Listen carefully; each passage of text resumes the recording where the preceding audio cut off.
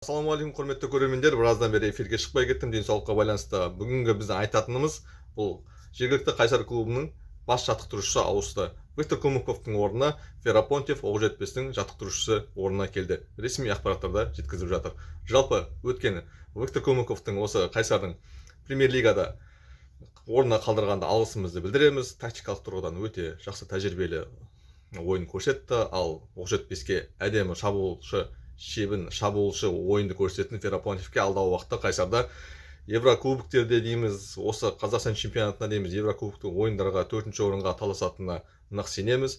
Жаңа инвестор келді, Исламғали Қозбақовты жеке меншікке өтті. Қайсарда шын жүректен құттықтаймыз. Алдағы уақытта жаңа стадион, жаңа инвестор және алдағы уақытта болашақта жаңа академия келеді. Ал сіздер біздің парақшамызға тіркеліп қойыңыздар. Алдағы уақытта жаңалықты жібере алмаңыздар.